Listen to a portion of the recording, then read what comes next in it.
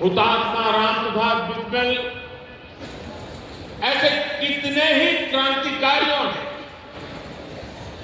आर्य समाज से प्रेरणा लेकर आजादी की लड़ाई में अपना सर्वस्व समर्पित किया था। दुर्भाग्य से राजनीतिक कारणों से आजादी की लड़ाई में आर्य समाज की इस भूमिका को वो सम्मान नहीं मिला जिसका आर्य समाज हकदार था।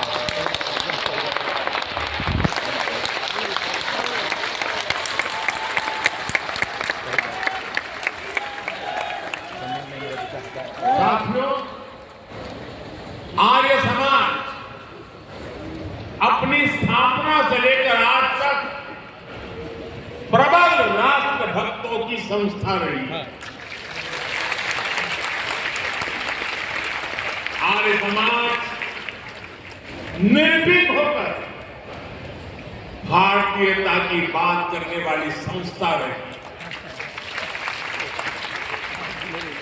भारत विरोधी कोई भी सोच हो, विदेशी विचारधाराओं को थोपने वाले लोग हो, विभाजनकारी मानसिकता हो, सांस्कृतिक प्रदूषण के दुष्प्रयास हो, आर्य समाज ने हमेशा इनको चुनौती दी है।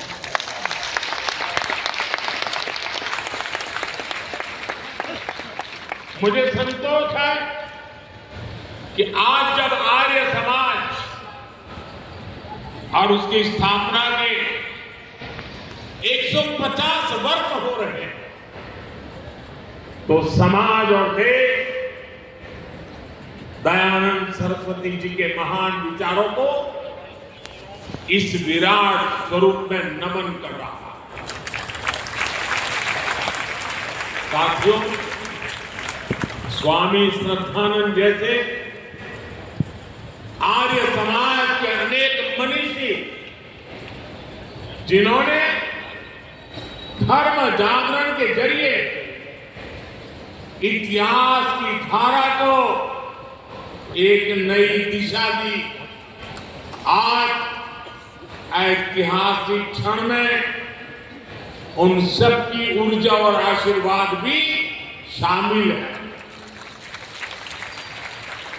मैं इस मंच से ऐसी कोटि कोटि पुण्यात्माओं को नमन करता हूं, उनकी स्मृति को प्रणाम करता हूं।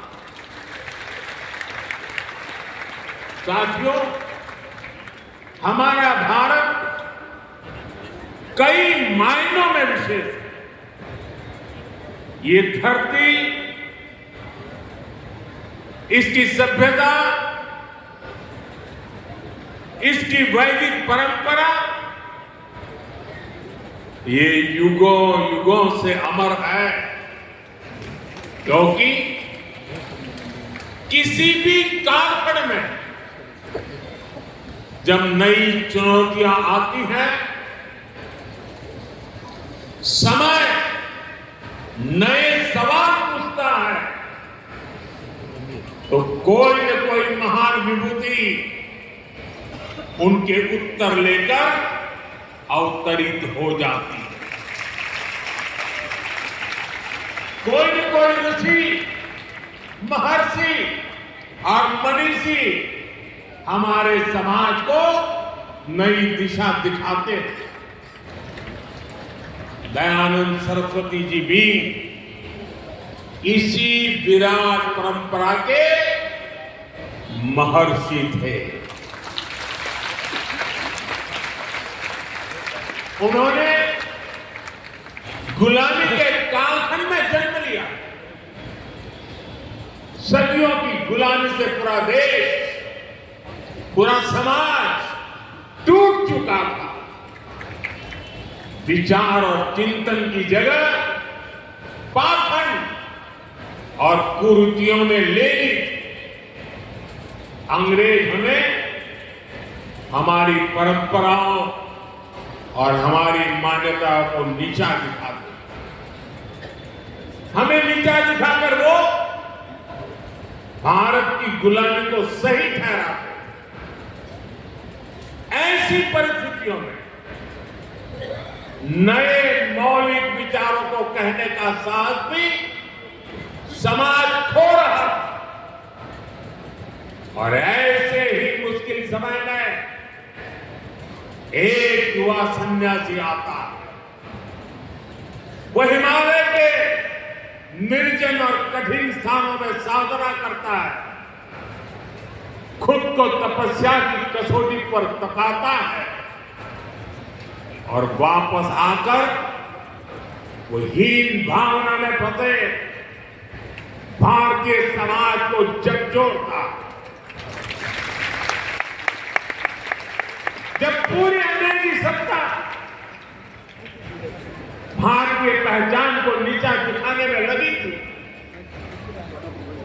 जब समाज के गिरते आदर्शों और नैतिकता के पश्चिमीकरण को आधुनिकीकरण के तौर पर पेश किया जा रहा, तब आत्मविश्वास में भरा वो ऋषि अपने समाज का आह्वान करता है, वेदों की ओर लौटो,